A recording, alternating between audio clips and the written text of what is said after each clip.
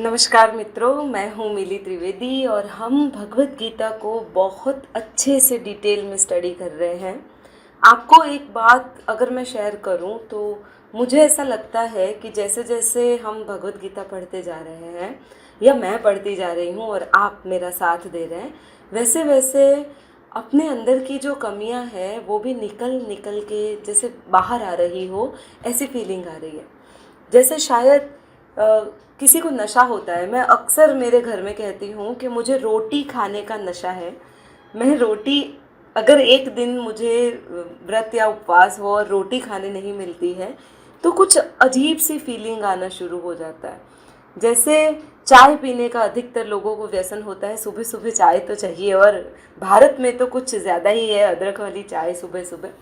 बस तो भगवत गीता का भी अब मेरे लिए ऐसा हो गया है, जैसे अगर एक आध दिन भी बीच में छूट जाता है या पढ़ नहीं पाती हूँ तो I feel regret about the same thing कि आज मैं पढ़ नहीं पाई। और जब एक आध श्लोक लेती हूँ तो फिर से लग जाता है कि ये जो ऐसी चीज़ें हैं जिसे समझने के लिए बहुत ठंडा दिमाग रखने की आवश्यकता है। तो चलिए, आज हम देख रहे हैं सांख्य योग, उसका श्लोक नंबर 24 और श्लोक नंबर 25। जी हाँ, आज दोनों श्लोक हम साथ में लेंगे क्योंकि एक के बाद दूसरा लेने पर ही हम उसे थोड़ा प्रॉपरली समझ पाएंगे और हम जो हमारा 10-11 मिनट का टाइम है उसको डिवोट कर पाएंगे अच्छे से। वैसे तो हर एक श्लोक पर अगर बहुत ज़्यादा रिसर्च की जाए तो भी कम है, पर हम एक जनरल वे में इसे हमारे डे टू डे लाइफ में इसे कैसे यूज़ कर सकते हैं, ऐसे कौन से एलिमेंट्स हैं जिससे हम अपने आप को थोड़ा ही सही, एक स्टेप ही सही इम्प्रूव कर सकते हैं, इसके रिगार्डिंग हम आज बात करेंगे। तो श्लोक नंबर 24 कुछ ऐसा है। भगवान कह रहे हैं, क्योंकि यह आत्मा अछेद्य है, यह आत्मा अदाह्य, अक्लेद्य और निसंदेह अशोष्य है, तथा यह आत्मा नित्य, सर्वव्यापी, अचल, स्थिर रहने वाला और सनातन है। श्लोक नंबर 25 है, यह आत्मा अव्यक्त है, यह आत्मा अचिंत्य है और आत्मा विकार रहित कहा जाता है। इससे हे अर्जुन, इस आत्मा को उपर्युक्त प्रकार से जानकर तू शोक करने योग्य नहीं है, अर्थात तुझे शोक करना उचित नहीं है। तो इसमें भगवान हमें क्या समझा रहे हैं? मेरे लास्ट वाले एपिसोड में हमने देखा था कि भगवान ने कहा है कि आत्मा को जलाया नहीं जा सकता, पानी गला नहीं सकता, पवन सुखा नहीं सकता, और इस आत्मा को हम किसी भी तरह से उसे कोई भी अस्त्र या शस्त्र काट नहीं सकता, हम इसे किसी भी तरह से काट सकते नहीं है। अब आत्मा की फर्दर मोर क्वालिटीज़ भगवान ने बताई है, जो जल नहीं सकता है, जिसको भेदा नहीं जा सकता और जिसे सुखाया नहीं जा सकता, यह नित्य, और एक बहुत इम्पॉर्टेंट वर्ड इन्होंने बोला है जो कहा है सनातन है। ओरिजिनली हम सनातन को अलग तरह से लेते हैं, जैसे हम सनातन धर्म से बिलोंग करते हैं, और आगे भी अर्जुन ने ये कहा है कि हम कर्म धर्म सनातन या सनातन धर्म से लोग अलग हो जाएंगे। एक चीज़ मुझे जो दिखती है वो यह है कि जो चीज़ हमेशा से है उससे कोई कैसे अलग हो सकता है। तो उससे अलग होने के सिर्फ एक ही रीज़न मुझे तो दिखता है कि हम जिस चीज़ से पहले से जुड़े हुए हैं, अगर हमें उसके बारे में गलत शिक्षा मिलती है अथवा हमें उस चीज़ के बारे में पूरा ज्ञान नहीं होता है, तभी हम उस चीज़ को नहीं समझने लायक अथवा नहीं समझ सकने के लायक हम उसे छोड़ देते हैं। तो ये जो है वो बात हुई सनातन की, और भगवान कह रहे हैं ये चीज़ सनातन है। आप बताइए क्या चीज़ सनातन हो सकती है? कमेंट बॉक्स में ज़रूर लिखिएगा।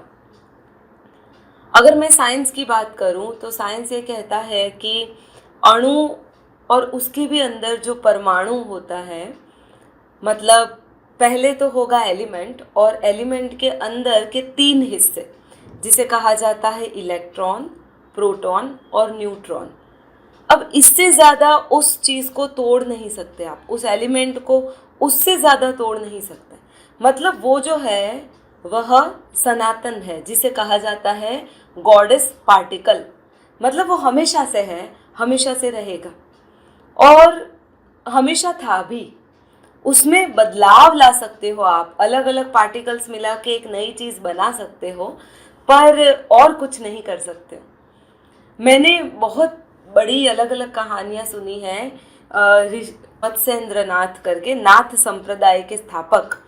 और उन्होंने जब वो अपने शिष्य की परीक्षा ले रहे थे, और शिष्य भी ऐसे वैसे नहीं थे, गोरखनाथ थे, तब कुछ परीक्षा में सोने की ईंटों को संभालने की बात थी और गोरखनाथ मत्स्येंद्र नाथ पे गुस्सा कर जाते हैं और कहते हैं अगर आप किसी पहाड़ पर थूक भी दे तो भी वो पहाड़ सोने में कन्वर्ट हो जाएगा, तो आप इन 2 सोने की ईंटों को क्यों संजो के रख रहे हैं। तो मत्स्येंद्र नाथ को हंसी आ गई थी और आगे बहुत बड़ी कहानी है, शायद मैं मेरे वीडियोस में उसे कवर कर पाऊँ, बट फिलहाल कैसे कोई ये बोल सकता है कि आप किसी पे थूके और वो चीज़ चेंज हो जाए, कन्वर्ट हो जाए, या किसी पत्थर पे यूरिन करके आप उसका पूरा सिस्टम चेंज कर सकते हैं, या हम ऐसा सोचें कि एलिमेंट से एलिमेंट बदल देते हैं। हमने हमारी पुरानी कहानियों में सुना है कि जो पारसमणि होता है वो लोहे को छूकर उसे सोने में कन्वर्ट कर देता था।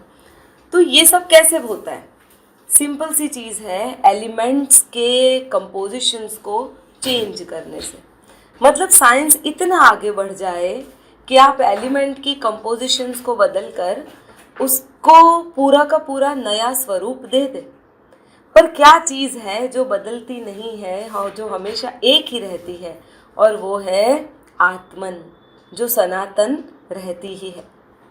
दूसरा ये कहा है कि अगर तुम इस चीज़ को जान लेते हो, आत्मा जो अव्यक्त है, जो विकार रहित है, और इसको अगर तुम जान लेते हो तो भी शोक करना उचित नहीं है, क्योंकि तुम शोक किस चीज़ का करोगे? आपको पता है, हमें सबसे ज़्यादा डर अगर किसी चीज़ का लगता है तो वो लगता है मरने का। लोग कहते हैं कि मर भी जाऊं तो अच्छा, पर मरने का डर लगता है। कभी सोचा है क्यों मरने का डर लगता है? मैंने इसके बारे में बहुत सोचा है, और जितना सोचती जा रही हूँ ऐसा लगता है कुछ ना कुछ मिसिंग ज़रूर है इसमें। मुझे मेरे ख्याल से जितना मैं अभी समझ पाई हूँ, शायद मैं आपसे शेयर करूँ तो, मरने का डर इसलिए लगता है क्योंकि जितना भी हमने संजोया है इस जन्म में, हमारे रिश्ते, धन दौलत, हमारा घर, हमारा परिवार, हमारे बच्चे, ये सारी चीज़ें, हमें ऐसा लगता है कि हम मर जाएंगे तो ये सारी चीज़ें हमसे छीन ली जाएगी, हमसे छूट जाएगी।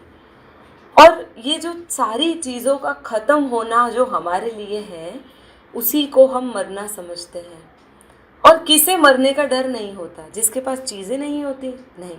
एनिमल्स हैं, एनिमल्स को भी मरने का डर लगता है। तो मरने का डर उसी को नहीं लगता जिसने आजन्म जीवन और मरण का अभ्यास किया होता है, जैसे योगीज करते हैं जीवन और मरण का अभ्यास। ये कुछ ऐसा है, बहुत पहले मैंने भी देखा अपने बचपन में, वो केरोसिन के दिए आया करते थे जिसमें केरोसिन डालो, फानुस जिसे कहते थे, और बहुत स्लो करके भी उसमें ज्योत हल्की सी जली रहती थी, और तुम चाहो तो धीरे धीरे धीरे धीरे उसकी ज्योत को बढ़ा भी सकते थे। ज़्यादा ज्योत को बढ़ाएंगे तो ज़्यादा केरोसिन पिएगी, और धीमी आंच पे उसे चालू रखोगे तो कम केरोसिन पीती थी वो। तो हमारा भी जीवन कुछ ऐसा ही है, पूरी आंच से जलता हुआ दीपक, और हम वैसे ही फानुस को धीरे धीरे धीरे धीरे कम कर दें और ज्योत एकदम से सिकुड़ जाए, पूरी तरह से सिकुड़ जाए, और सिकुड़ कर धीरे से ख़त्म हो जाती है, पर हल्की सी कहीं वो चिंगारी बच जाती है।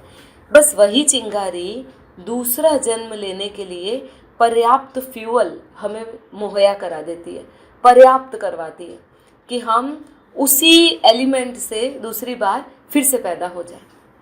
तो जिन लोगों ने आजीवन जन्म और मरण के लिए प्रैक्टिस करी रहती है, मेरे ख्याल से उन लोगों को कभी डर नहीं रहता किसी की भी मृत्यु का, अथवा स्वयं की भी मृत्यु का कभी डर नहीं रहता। अगर आपको मेरा चैनल पसंद आता है तो कृपया सब्सक्राइब कीजिए। अगर आपको लगता है कि इसमें मैं कुछ और ऐड कर सकती हूँ और कई सारी किताबें हैं जिसको रीड करके मैं इन चीज़ों को और अच्छे से समझ सकती हूँ, तो प्लीज़ मुझे उन किताबों का नाम यहाँ पे लिख के बता दीजिए। धन्यवाद।